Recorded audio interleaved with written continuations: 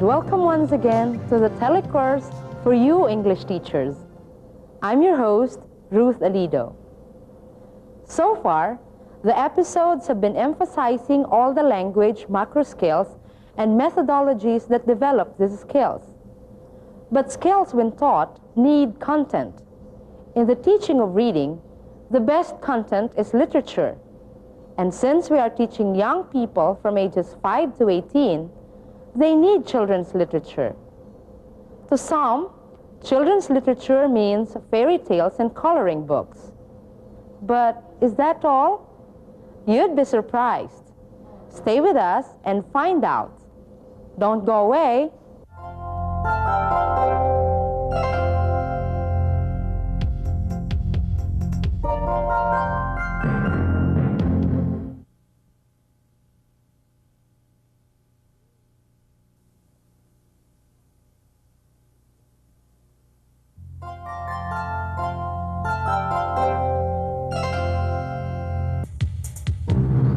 Welcome back. To pick up the question asked earlier, is children's literature simply fairy tales and coloring books?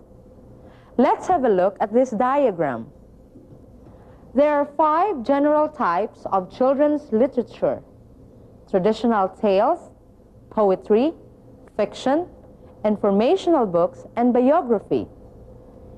Note that in this sketch, showing the umbrella-like range of children's literature, fairy tales make up only one of more than a dozen types of traditional literature for children. Coloring books do not even have a definite space here because they can be placed alongside any of the 5 general types of children's literature. This is a book entitled Gabi and the Encanto by Marla Yotoko Coringel. It is an example of a traditional tale retold by a present-day author. I say retold because the story's first author is unknown. Most traditional stories grew out of a race or culture, and the names of the old authors did matter to them. One well-known writer who has told many traditional stories is Nick Joaquin. Here, he has written the nth version of Cinderella, which he calls The Amazing History of Elang Uling. Other types of traditional tales are the legend, the fables, the parables, and folk tales, folk songs, as well as myths and riddles. There are also the so-called pourquoi stories. Pourquoi is a French word meaning why. Pourquoi tales then explain the existence of a certain natural phenomena.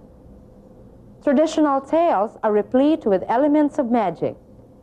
In these tales, there are magic wands, magic words and incantations, which are objects that are source of power and delight. Stories such as this are an extension of a child's need for play. They also enrich a child's imagination. The imaginative power of childhood is basis for creativity and the beginnings of dreams of future achievement.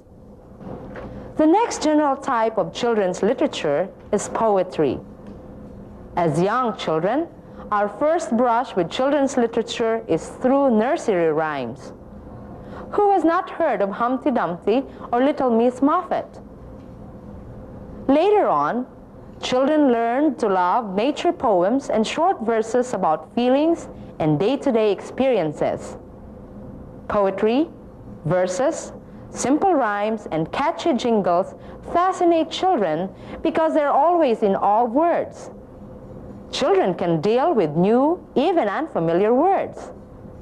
They have an almost instinctive way of processing sounds and finding the meaning that they seek. Of what use is poetry to children?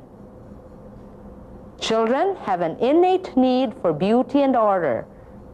Listening to beautiful sounds, expressing lovely feelings, looking at lovely things help sharpen children's aesthetic and affective sensibilities. These are then the basis for good taste and predisposition to search for the finer things in life, including good breeding and poise. The next general type of children's book is a rich one. It is called fiction. It is such interesting reading because of its many various subtypes. Look at this fiction for children. The title is The Boy Who Ate Stars by Alfred Usen and illustrated by Beth Parocha. Peter Pan by Sir James Barrie and the Narnia Tales by C.S. Lewis, as well as the J.R. Tolkien trilogy, The Lord of the Rings, are the finest examples of fantasy. But who has not heard of Alice in Wonderland by Lewis Carroll? Fantasy tales not only nurture the imaginative power of childhood. Like adventure stories, they build and enhance the child's heroic impulse. Even a child dreams of doing great things. Stories of great deeds done by young people assure a child that he is just as capable of improving the world. Such stories also improve the self-concept of children who are more often than not told that they are always wrong and thus have a poor picture of themselves. Growing up stories like Ruth Krause's The Carrot Seed are about ordinary children achieving little things. Such stories also appeal to child's need to achieve and to need to belong. Stories of the disadvantaged and the disabled develop in the children a capacity for compassion and the spirit of tolerance and understanding of other people's plight. Stories of filial relationship answer their need to love and be loved. Animal stories are also a special kind of fiction. The Barn Dance. Meow! Meow! Meow! Did you hear? Cried Cat, waving his hat. There's going to be a barn dance. Roar. There is. Asked Bear. Do tell us where.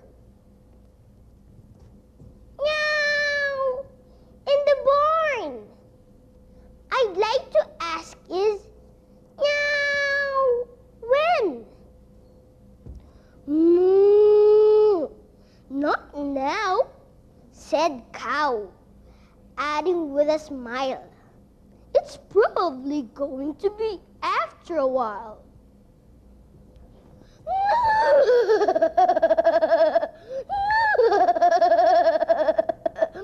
We'll need some music, of course, said Horse.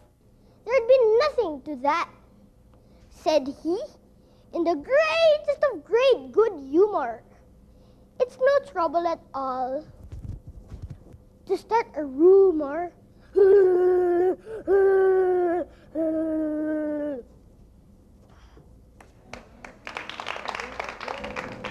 Many children enjoy stories where animals act and dress like people.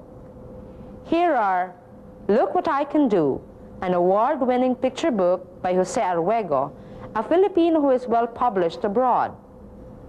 Frederick, by Leo Leone, is another favorite. So is the story of the gentle bull, Ferdinand, as created by Munro Leaf. One book that combines the imaginative power of fantasy stories and the charm of animal tales is what is considered as the all-time favorite of children everywhere, Charlotte's Web by E.B. White. It is a wonderful story of friendship between the gallant spider Charlotte, who knows she is dying and is very calm about it, and the young pig Wilbur, who is scared of it.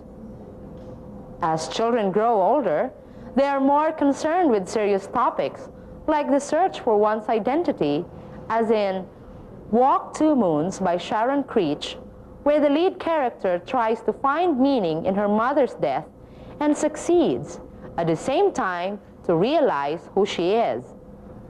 Other older readers find excitement in reading about the past as in historical fiction, like Kangkong 1896 by Ceres Alabado.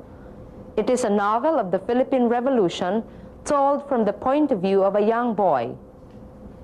Gemma Cruz's Makisig, Boy Hero of Mactan, is set on an earlier period of our history. The next two general types of children's literature are informational. One, however, deals with facts, as in concept books, content area books, and reference materials. Such books answer children's strong need to know. Books that inform, feed them with facts, and lead them towards new discoveries. Still informational, but now more focused on the life of heroes and saints, the biographical books provide children role models. Children need heroes. It is good to note that we are not in short supply of them. In the next segment, we shall see how the recent trends in reading instruction make children's literature a rich load of ideas and endless possibilities. But before that, let's pause first for a few reminders. Stay tuned.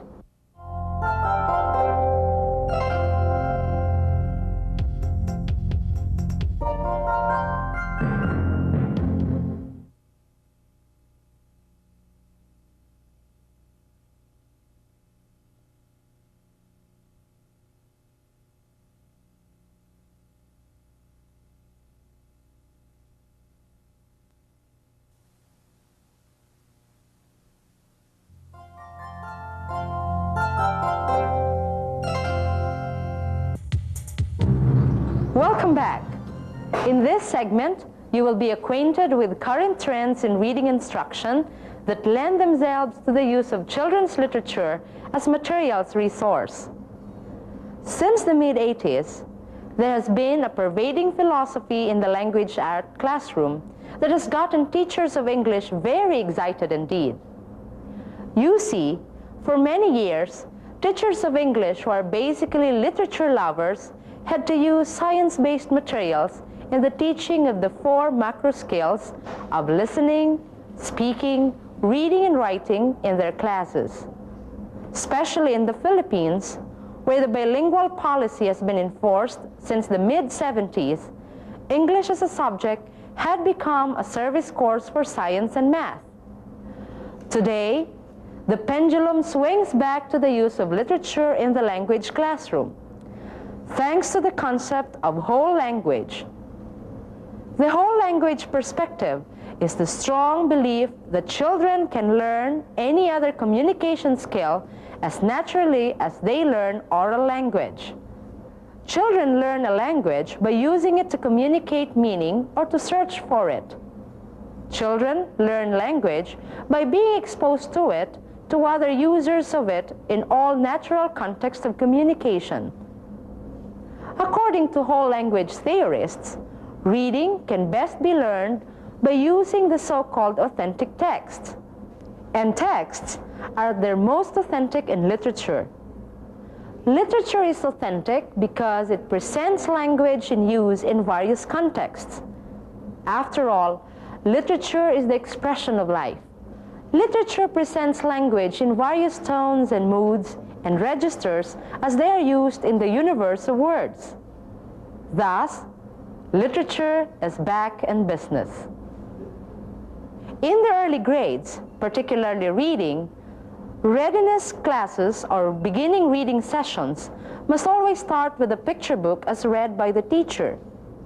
By story reading, the children get used to the idea that a book is a source of pleasure and profit. Pleasure, because it is a source of delight and wonder.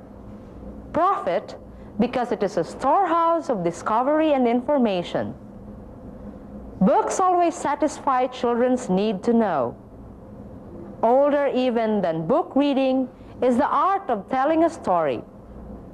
Our love for story is as old as time. The narrative is accepted as the primary act of the mind. We dream in narrative. We gossip in narrative. We share our experiences in narrative. Although narratives are familiar, teachers must be imaginative in storytelling sessions. She must use her voice well. She must use eye contact. She must use her body well in conveying meaning. There's a third way of using books for young learners. It is called book talk. Book talk assumes that the pupils had done some reading of books of their own choice outside the classroom. The idea is to share what the book is about and how each reader feels about the chosen book. Each child takes turns in talking about his or her chosen book. Book talk allows plenty of opportunities for the learner to use the language, using the book as context for search of meaning.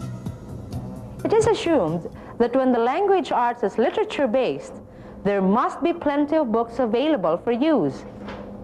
A school or a classroom teacher must provide a rich collection of books that young children will like. Here are a few features of a child-friendly book: action, dialogue, surprise, brevity, humor, imagery, cadence, happy endings, illustrations. Children want movement in books. They want things to happen in every page such that they spur the child to turn the page till the last one is reached. Frequent dialogues make the reader feel that the characters are indeed alive. They also contribute to the movement, and usually they are more readable than sentences tend to be shorter and spaces abound. Children love novelty and the unusual. They enjoy being kept guessing and being pleasantly surprised. Brevity is a good feature because children have short attention span. They are also not the most patient people in the world. What makes children laugh?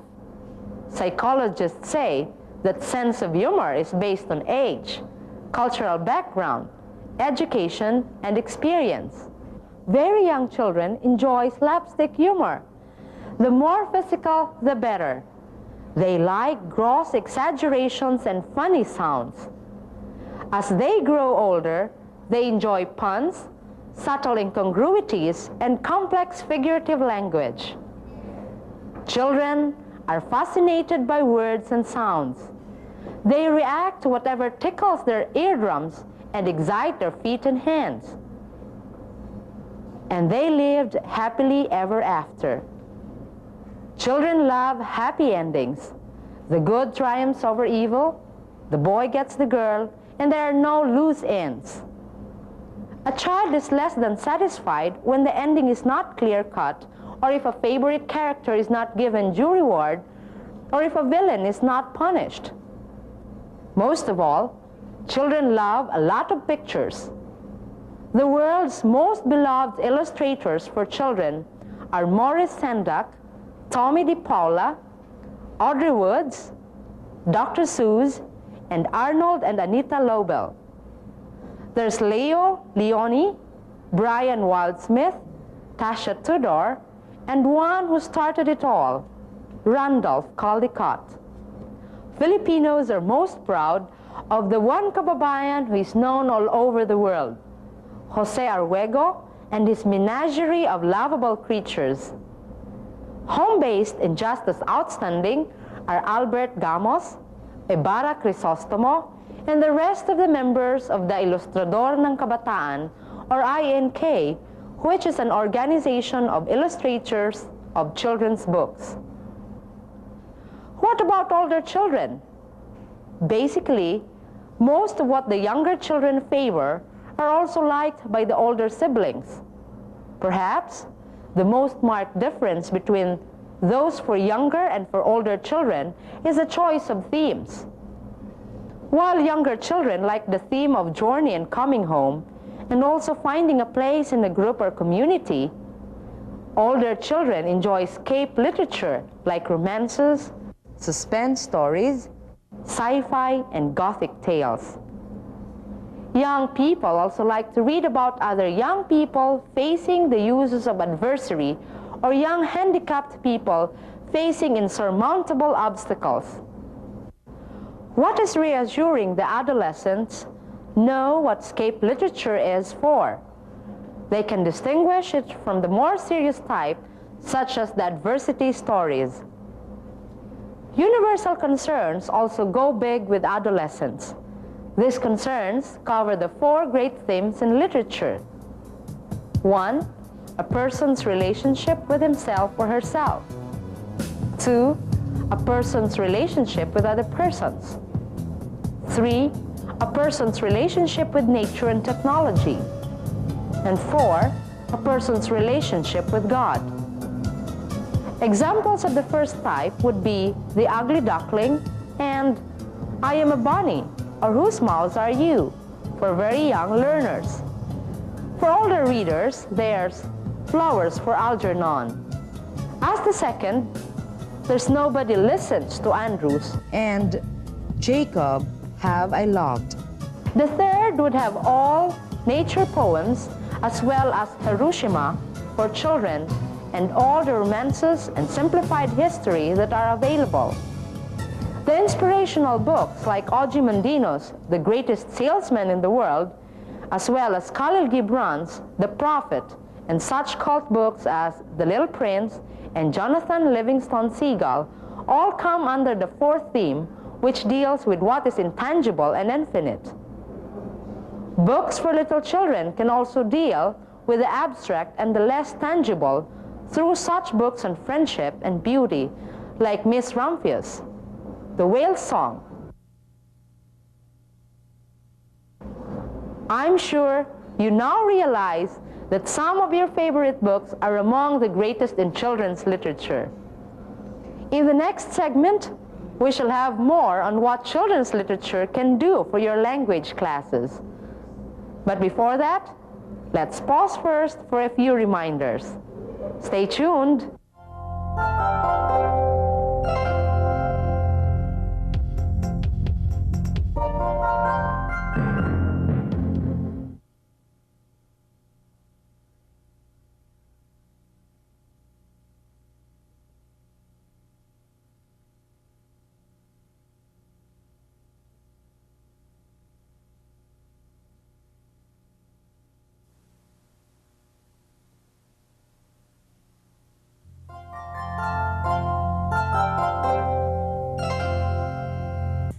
Welcome back. This is the segment for children's literature in action. In other words, how does a language teacher make use of children's literature in the classroom? At the same time, how can the teacher show that she is applying the current trends in her reading classes? These are the most imperative features of today's reading classroom. Student-centeredness, reader response, reading-writing connection. Note that the emphasis is on the learner. The teacher acts merely as a facilitator in the classroom. In a couple of sentences, I'd like you to tell us what the story Miss Rumphius is all about. Sir? Okay, the first one who raised his hand, Russell. Miss Rumphius had 3 wishes. Number 1 is to see the world, and number 2 is to live by the sea, and to make the world even more beautiful. And she did them all. Okay, that is great. Now you sit down. Class, I'd like you to tell me what your fondest wish is. Sir. Oh, Edna. Sir, I wish I could touch the hands of as many dying children as I can. That is so noble of you, Edna. Now, how about Francis? Sir, I wish I could have at least one son whose deeds would make me proud to be his father. Okay, Francis, did it ever occur to you that you are named after a great saint? Thank At you, any sir, rate, for the good luck to compliment. your wish. Note that the teacher and the students take close note and react actively to students' remarks. That is one way of showing learner-centeredness. What about reader response? What makes reader response different from student-centered interaction? Let's watch the rest of the class discussion of the story of Barbara Cooney's Miss Rumphius. We all know that Miss Rumphius was a simple librarian, yet she fulfilled all her wishes. How do you feel about that? Sir. Yes, Jennifer. Well, I must admit that I doubted that She actually did it, but then I remember that she remains single, and that makes it more possible for her to really save up for her dreams. Good thinking. How about you, Jordash? How do you feel about Miss Ramphis' kind of life? Sir, I must say, I admire her character. Okay. What she did for the world to make more beautiful was not earth-shaking. She had merely sown seeds of some wildflowers as far as her bicycle could take her, and that was amazing. Okay, now, what does that tell you about making one's wishes come true, Jordash? Sir, that an ordinary person can do extraordinary things, and it takes only a bit of creativity and imagination. Excellent. Note that the teacher probed the students' feelings, thoughts, and spirits. He went beyond the literal and made the students speak their views. Not only did he take the discussion into the critical level, he also showed how useful good literature is in creating a communicative classroom. Probing reader response also facilitates the emergence of an emotional experience, that which makes the reading lesson truly unforgettable. Now, for the third feature in our roster of elements that make the reading class up to the minute, the reading-writing connection. Another vital feature of today's reading classroom. Class, look at this quotation that I've found. Ta-da! Okay. Doesn't this remind you of the theme of Miss Ramphis' story? Yes, it is. Yes, Okay, let me read. To ensure immortality, you could do one or all of these things. Bear a child, write a book, plant a tree. Okay. Which is the closest to what Miss Ramphis did? Sir. Sir. Donna? Planting a tree, sir. Okay, do you agree with what it says? Sir. Sir. Norma? Sir. It is easy to agree with it, sir. Although there are other things that a person could do to achieve immortality. Good. What is it? Yes, Jordan, should like Sir. to add something to what Donna said. Yes, sir. I was just thinking that although what the poster says and what Miss Ramphis' story has to say may be related, and there is also a great difference. Okay, can you tell us about that? Sir, what this story says focuses on immortality, and Miss Ramphis' story has something to do with what the secret of happiness is. Excellent. You are a great thinker, Jordash. Now, here is what you could do, okay? I'd like you to get your writing pads, okay? And then tell us what your own formula for the secret of happiness, the secret of immortality. I'd like you to be guided by the following instructions. You can do it by threes, okay? And I'll give you, say, about 10 to 15 minutes, and then you read to me what you have written. Do it now.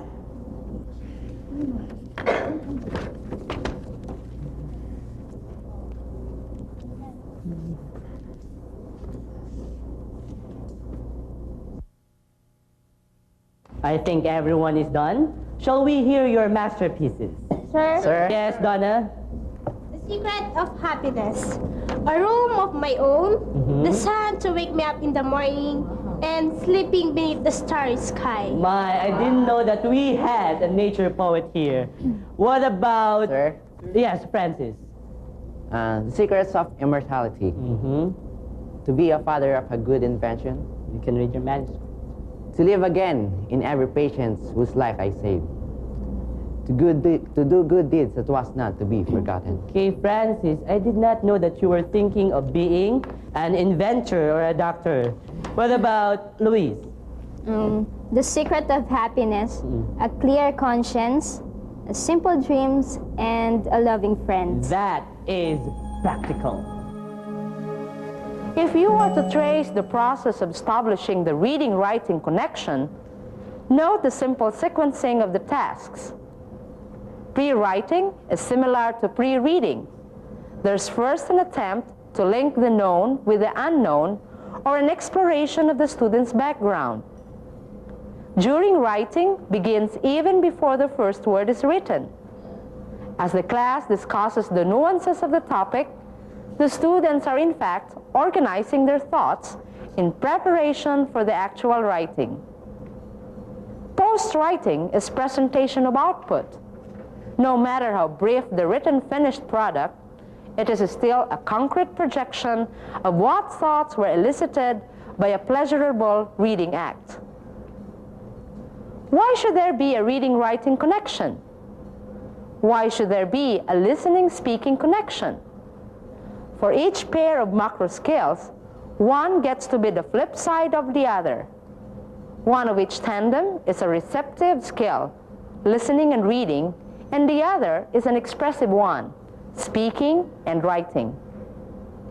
Both reading and writing follow the same cognitive processes, and both are concerned with the search for meaning. Both utilize the role of background experiences in arriving at meaning. Literature, especially children's literature, is an excellent takeoff point for writing. Children's literature is usually brief, and they are always well written. They are excellent models for writing styles, and as content, they are interesting and appealing. Those were just simple instances that show what a rich resource literature is. In the next segment, we shall see what can be done in groups. In the meantime, let's take another break. Don't go away.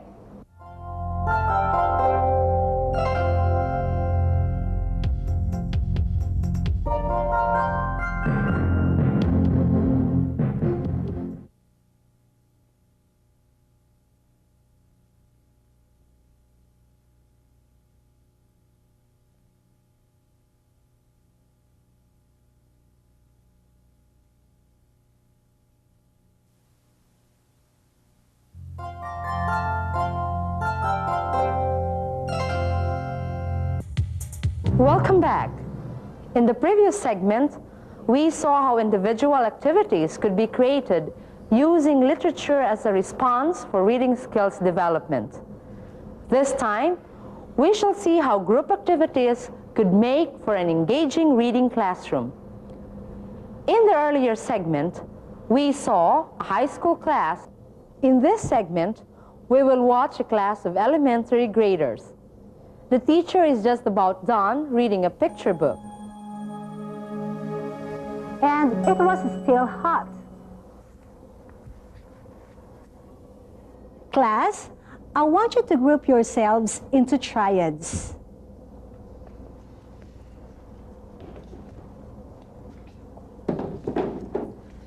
That's good. I'm glad that you're not making unnecessary noise. All right, now listen to what I have to tell you to do. Let's call this group Aguinaldo group, and this dyad is a Bonifacio group. Now, for this group, let's call them Mabini, and that group, we call them Rizal. Now, Aguinaldo, these are the events that happened in the story. Now, you arrange these events according to what happened first and so on. Arrange them clockwise on the floor. Do you understand? Okay. Here they are. Just see to it that everybody participates. Now, for the Bonifacio dyad, you will draw what you think is a more scary monster in the island of the wild things. Here are your crayons, pencil pen, and cartolina. The third triad will make a list or will make a column out of these strips of paper. Now, in the story, there are events that did not actually happen. We call them fantasy. And the rest actually happened. we call them reality. So you will arrange these strips of paper under each column. Understand? Rizal group will act out what they think happened outside Max's room while he was inside, gone to bed without supper. So what do you think happened outside Max's room? Who could have been making plans? So you will act it out. All right, you may start working.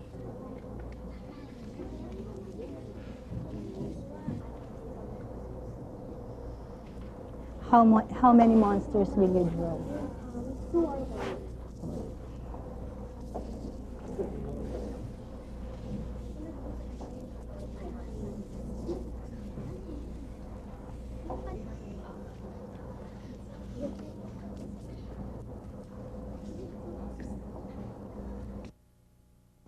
Shall we look at the work of Aguinaldo?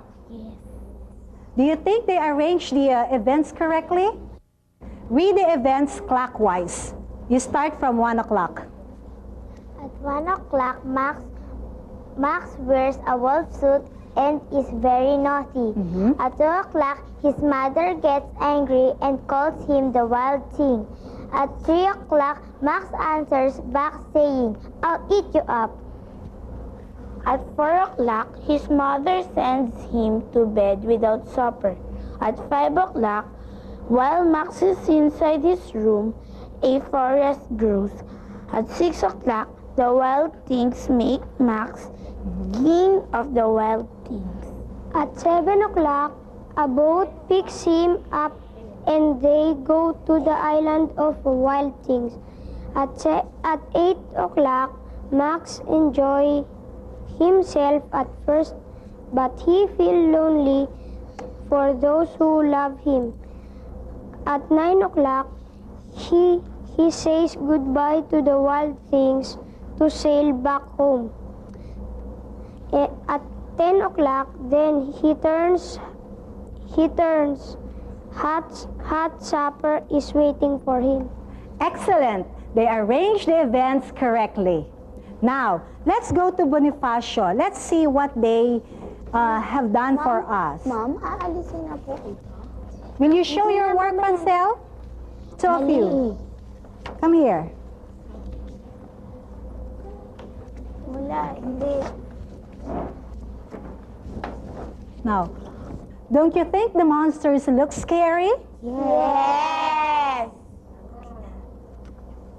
All right, thank you, Bonifacio Group. What about Mabini? May we see our columns? Now, will you read the events that really happened, Grace? His mother gets angry and calls him the wild things. Max answers back, saying, "I'll eat you up." His mother sends him to bed without supper. When he returns, hot supper is waiting for him. Very good. So, the rest of the events fall under fantasy. Let's hear from Rizal now. But first, tell us what might have happened while Max was in his room. We thought that Max's mother and father started to feel sorry from him. When the room became quiet and he knew he felt asleep. That's interesting. What else did you imagine, Mary Chris? He imagined that his mother heated a bowl of soup for him. Why would you do that? Jose? We thought he was really sorry for him. Besides, he obeyed her. His mother? He obeyed his mother when she sent him to bed. So, do you think the mother quickly forgave Max? Yes, Mom. And so, Fatima? We imagined that the mother prepared the supper and the father brought the tray upstairs. They knew that Max would wake up in the middle of the night. Correct. So, Rizal, act it out.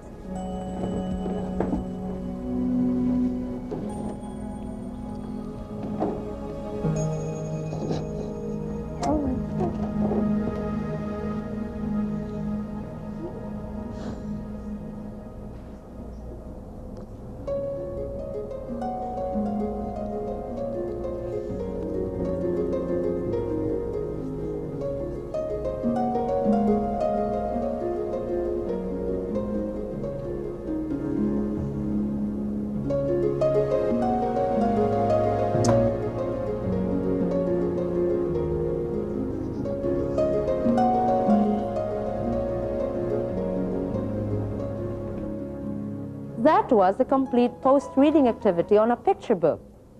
If you enjoyed it, think possibilities there could be when you try them out. Now, you are convinced how rich children's literature is for language classes and reading. When we return, we shall have a recap of what we learned today. So don't go away.